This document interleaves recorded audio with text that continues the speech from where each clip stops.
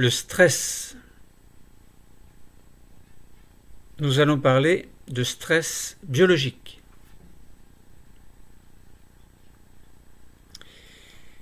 L'étude des mécanismes physiologiques du stress met en évidence l'intégration des différents systèmes en jeu et enrichit la notion de rétrocontrôle que nous avons déjà vue dans des cours précédents. Nous allons essayer de comprendre, de voir cette vision intégrée des systèmes physiologiques qui permettent de maintenir des équilibres dans l'organisme.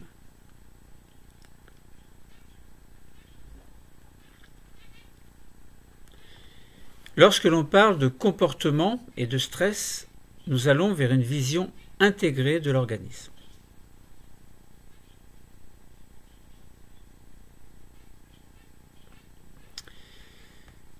En effet, pour faire face aux perturbations de notre environnement, l'organisme est capable de s'adapter. Il dispose d'un ensemble de réponses adaptatives qui vont être rassemblées sous le terme de stress biologique. Donc ces réponses adaptatives vont permettre un comportement approprié à la situation qui nous embarrasse. Bien évidemment, le système nerveux est impliqué. Il est impliqué dans des mécanismes physiologiques et il va interagir avec les autres systèmes biologiques de l'organisme. Il s'agit d'une réponse normale de l'organisme lorsque l'on parle de stress aigu, mais à plus long terme, la structure et le fonctionnement du cerveau peuvent être perturbés. Nous avons alors affaire à un stress qui va durer dans le temps, donc nous parlons de stress chronique. La différence entre aigu et chronique, c'est que aigu, ça ne dure pas, chronique, ça dure. Prenons l'exemple d'une aiguille, vous piquez la peau et vous enlevez l'aiguille, vous avez été stressé, vous avez ressenti une douleur aiguë, ça n'a pas duré. Mais si vous laissez votre aiguille plantée dans la peau et vous appuyez un petit peu ou vous tournez, eh bien vous allez avoir mal plus longtemps. Vous allez être en quelque sorte stressé de manière chronique, jusqu'à ce que vous retiriez l'aiguille. L'étude de l'exemple du stress permet de comprendre la notion de boucle de régulation. Donc boucle de régulation complète en abordant la notion de rétrocontrôle. Nous discernons en même temps des liens entre les systèmes physiologiques, c'est-à-dire les systèmes endocriniens, le système nerveux et le système immunitaire. Autrement dit, tout est lié. Et dans ce tout est lié, il y a des contrôles et des rétrocontrôles. Nous pouvons ainsi aborder la notion de résilience. La résilience, c'est le fait qu'après avoir été stressé, nous retrouvions un état normal. Donc la résilience, c'est en quelque sorte guérir de quelque chose ou s'affranchir de quelque chose. Nous parlerons également de danger de certains médicaments anti-stress et nous parlerons également d'existence d'alternatives face à ces médicaments, donc alternatives non médicamenteuses qui vont permettre quelquefois de gérer le stress. Autrement dit, dans cette résilience, il n'y a pas que les médicaments qui peuvent apporter une solution. Alors, quelquefois, les médecins n'ont pas le choix, mais si la personne est stressée, mais pas trop, ou alors a la capacité de faire cette résilience seule, eh bien, pourquoi pas?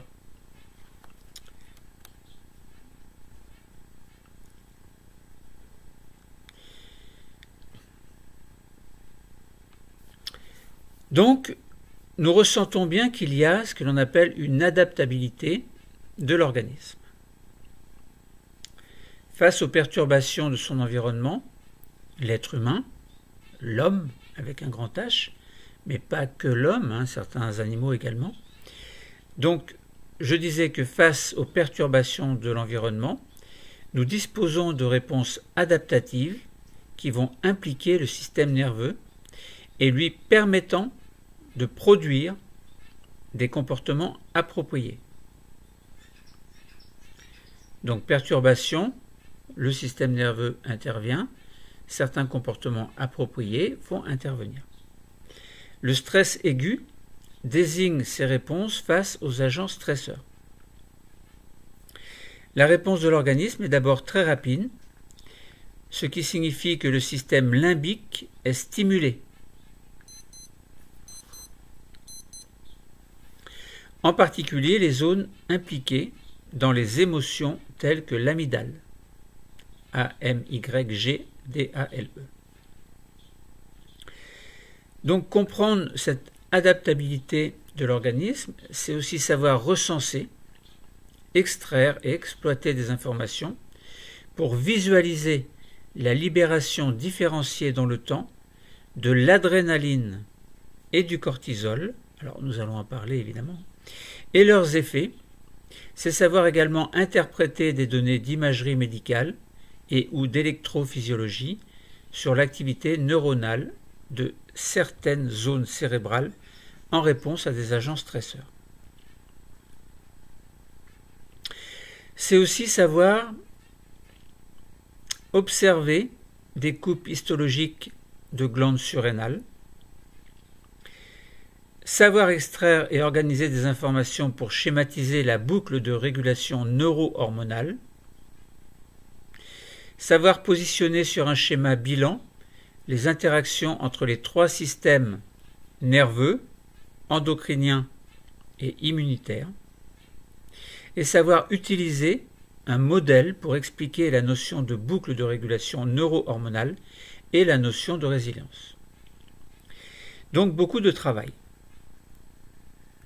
Alors, nous avons dit que l'adaptabilité de l'organisme est quelque chose qui va permettre de faire face à des perturbations provenant de l'environnement, mais quelquefois provenant également du corps lui-même.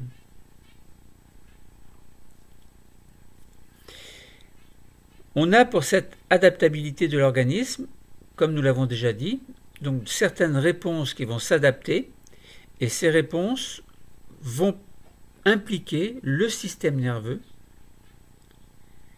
ce qui va permettre de produire des comportements qui seront appropriés au stress.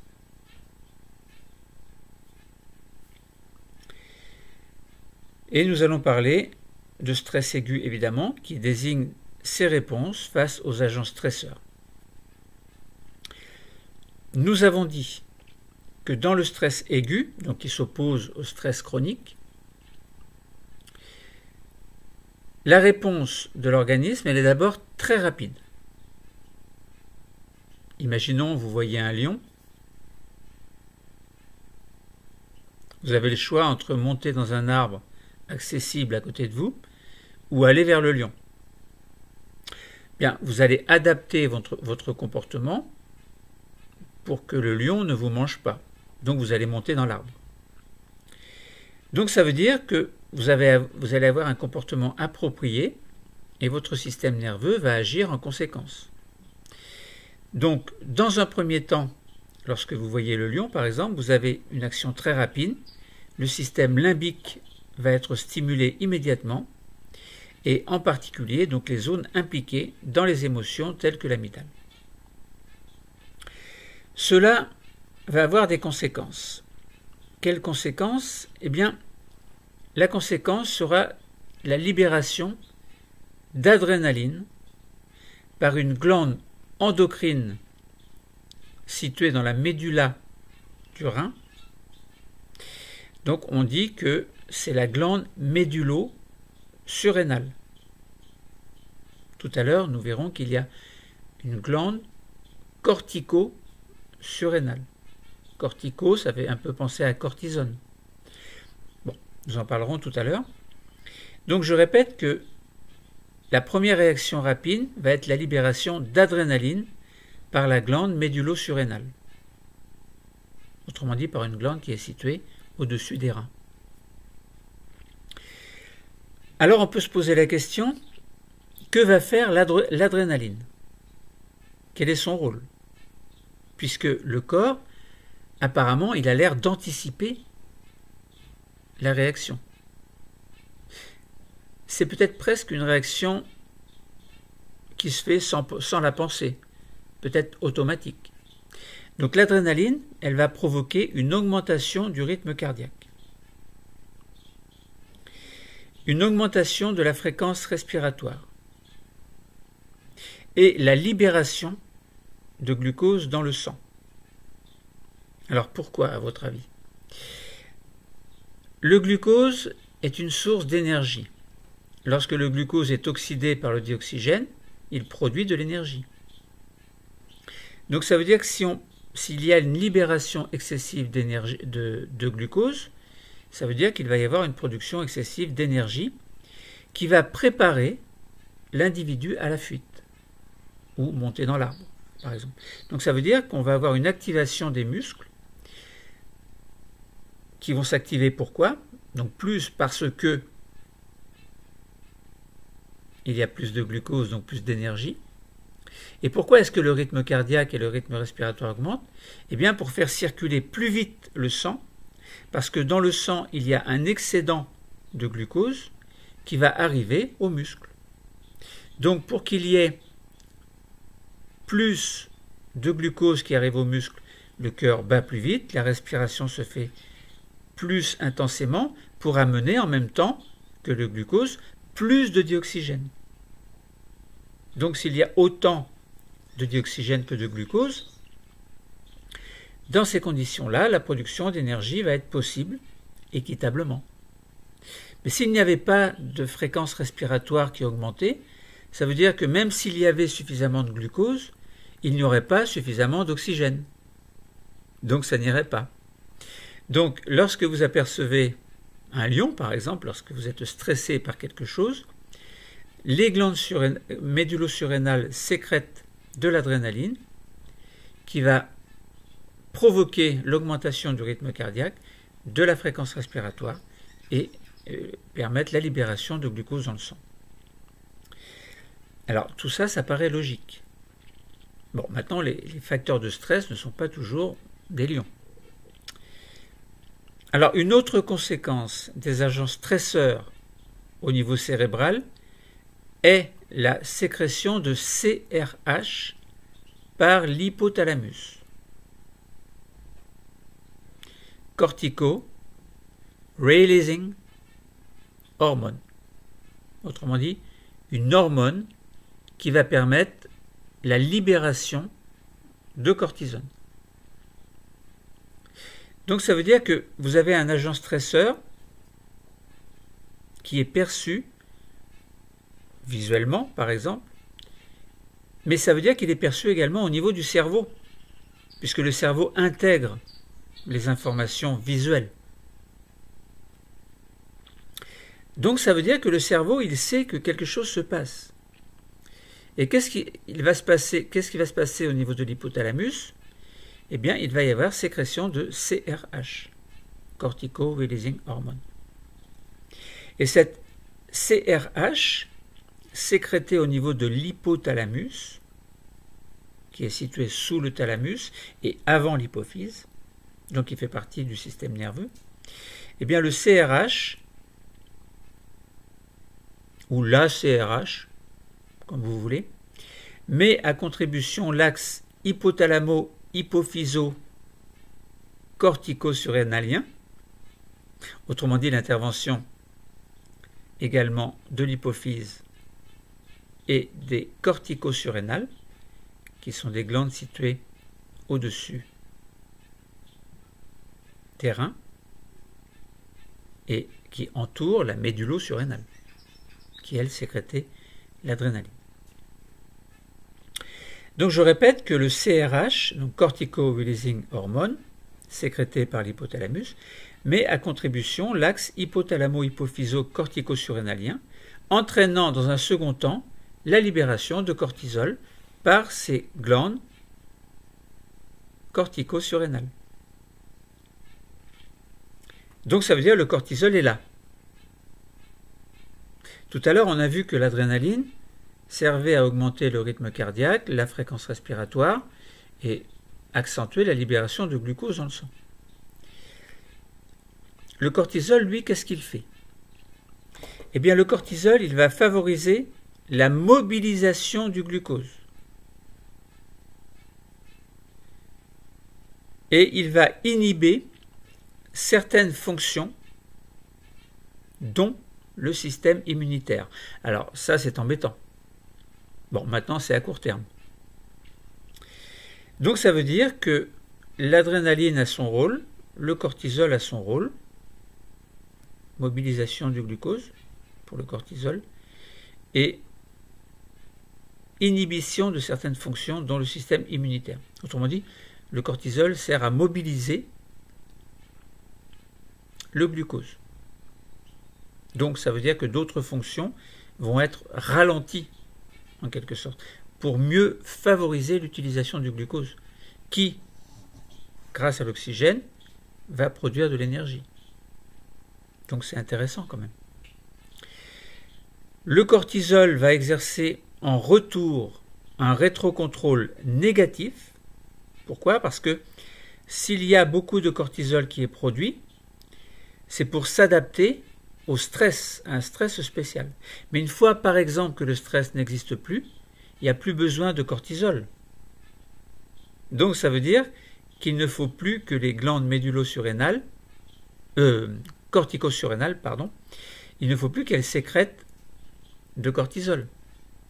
Donc lorsqu'il y a du cortisol en excédent qui circule dans le sang, il arrive à un moment donné ou à un autre par le système sanguin au cerveau, donc au niveau également de l'hypothalamus, qui ne va plus sécréter la CRH, et donc plus de cortisol, puisque ce CRH, qui met à contribution l'axe hypothalamo-hypophysaire et cortico-surrénalien, eh bien, va faire en sorte que le cortisol ne soit pas produit par les glandes surrénales. Donc ce cortisol va bien exercer en retour un rétrocontrôle négatif, c'est-à-dire empêcher la nouvelle biosynthèse de cortisol, donc sur la libération en fait du CRH. Donc le rétrocontrôle négatif a lieu en empêchant la CRH d'être produite par l'hypothalamus. Donc ça va favoriser le rétablissement de conditions de fonctionnement durable, et on est dans le cas de résilience lorsque le rétrocontrôle se fait. Parce que imaginons que le stress se poursuive, ça veut dire qu'on aurait toujours besoin de cortisol. Mais s'il n'y avait plus de cortisol, il n'y aurait plus de mobilisation de glucose. Autrement dit, on serait devant le danger, on serait comme immobile, incapable de se déplacer parce qu'il n'y aurait plus assez, on ne pourrait pas mobiliser le glucose.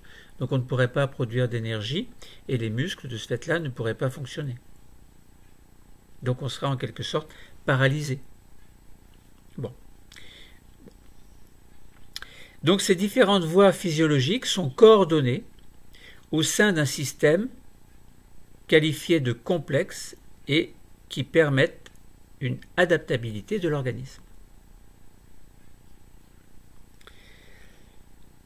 Donc là, on a vu que on parlait de stress aigu, d'agents stresseurs, par exemple, nous, c'était le lion.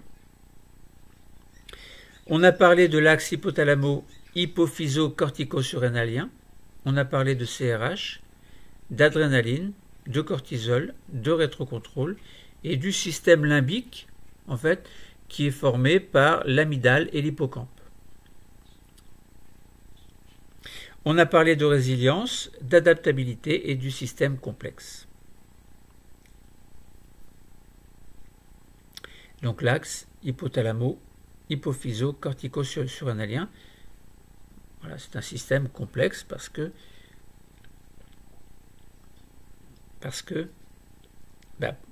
l'hypothalamus intervient en sécrétant une hormone, l'hypophyse, même chose, et les corticosurrénales, même chose.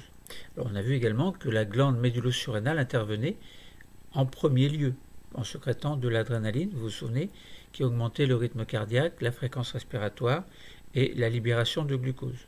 Ensuite, le cortisol prenait le relais pour mobiliser le glucose pour que les muscles fonctionnent mieux, par exemple dans le cas d'une fuite. Bon, maintenant, il y a différents types de stress. Alors,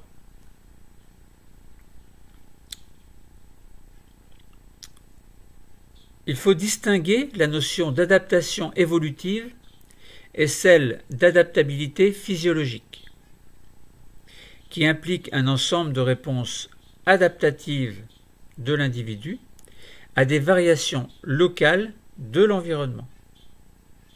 Parce que, en fait, on n'a pas que des situations de stress, mais il faut que l'organisme adapte son comportement à ce qui se passe dans l'environnement. C'est une multitude de petites adaptations qui ne sont pas forcément du stress, mais qui peuvent le devenir. Si par exemple vous marchez tranquillement, vous vous promenez, eh bien il faut qu'il y ait une mobilisation de glucose quand même pour faire fonctionner le muscle. Donc il faut qu'il y ait un équilibre entre le fait qu'il faut une sécrétion d'adrénaline en petite quantité, de cortisol en petite quantité également. Il faut qu'il y ait donc du glucose libéré, mobilisé, et puis vous adaptez votre comportement à la marche que vous avez envie de faire. Mais si pour une raison ou pour une autre, brusquement vous voyez un lion arriver, je ne vais pas répéter, mais vous avez compris que l'adrénaline entre en jeu, le cortisol, la sécrétion de glucose, la mobilisation du glucose, et vous montez dans l'arbre. Et puis vous attendez que le lion parte.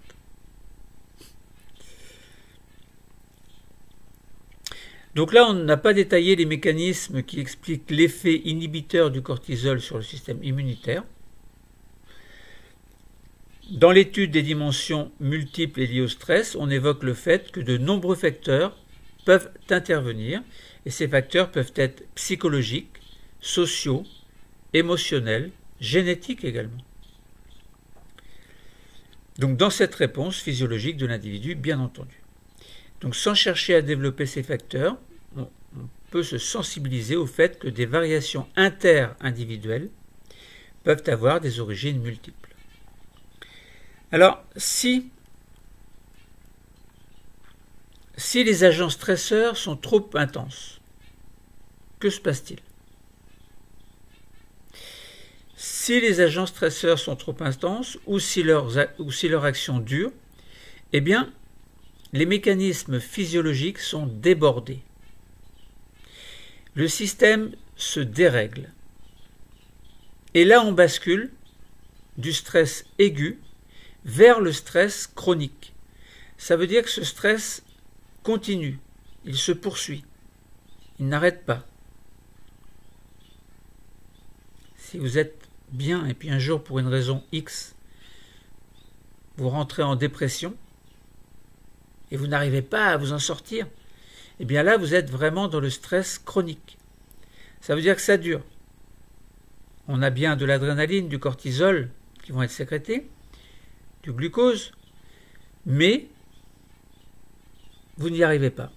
Le stress chronique s'installe. Ce stress chronique peut entraîner des modifications de certaines structures du cerveau,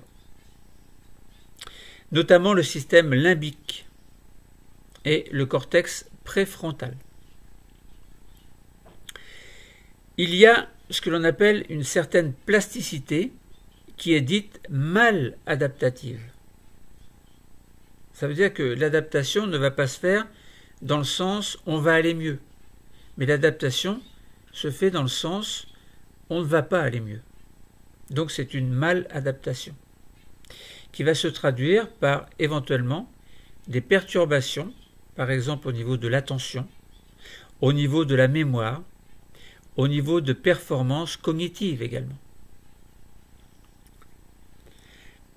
Donc il faut savoir interpréter des données cliniques et expérimentales montrant des effets du stress chronique sur la structuration des voies neuronales.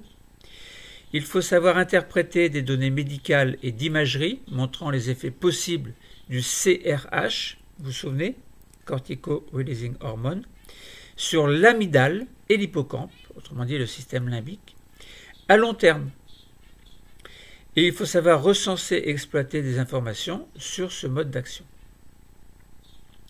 Alors sur le mode d'action des benzodiazépines qui vont montrer leur activation des récepteurs, ou pour montrer plutôt leur activation sur des récepteurs, à GABA, G-A-B-A, qui est un neurotransmetteur inhibiteur du système nerveux, et leur effet mieux relaxant évidemment et anxiolytique de ces benzodiazépines.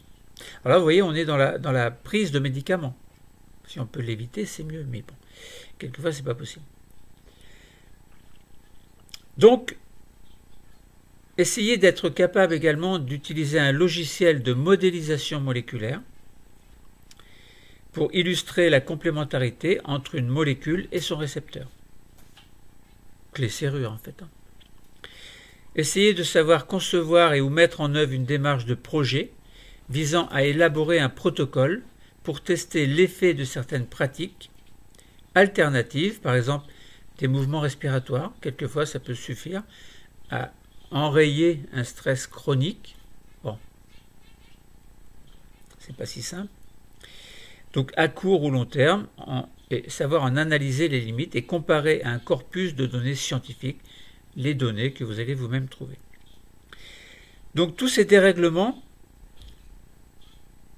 engendrés par le stress chronique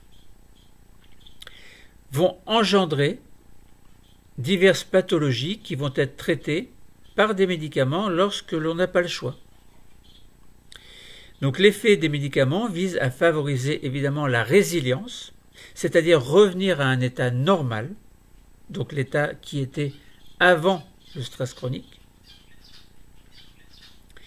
La prise des médicaments, comme par exemple les benzodiazépines, dans le cas de l'anxiété, doit suivre un protocole rigoureux afin de ne pas provoquer d'autres perturbations, notamment une sédation et des troubles de l'attention.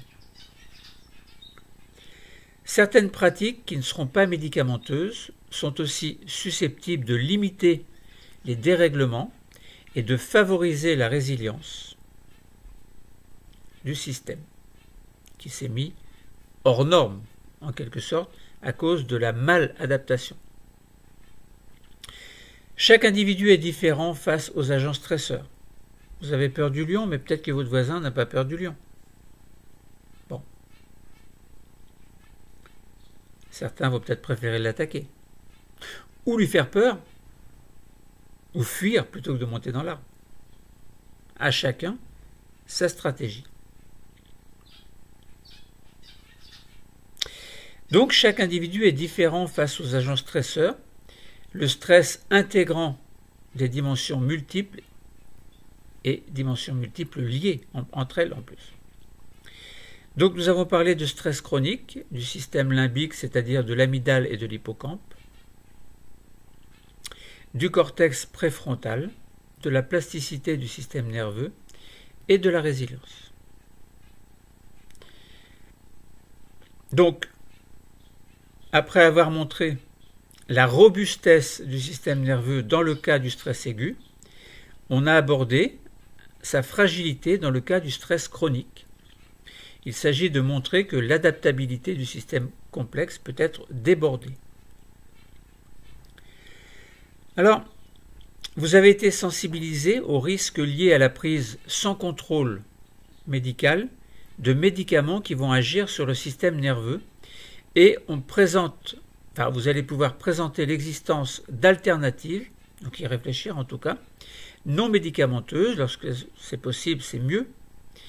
Donc, pratiques non médicamenteuses qui vont favoriser par exemple le sommeil, le contrôle de la respiration, la détente musculaire, Et tout ceci va permettre une meilleure gestion du stress de manière plus ou moins personnalisée, alors avec de l'aide quelquefois de professionnels. Donc vous allez pouvoir ressentir, acquérir une certaine maîtrise pour une meilleure gestion du stress. Par exemple, dans le cadre de la vie quotidienne, ça peut être le cas des examens qui vous stressent, apprendre à gérer son stress.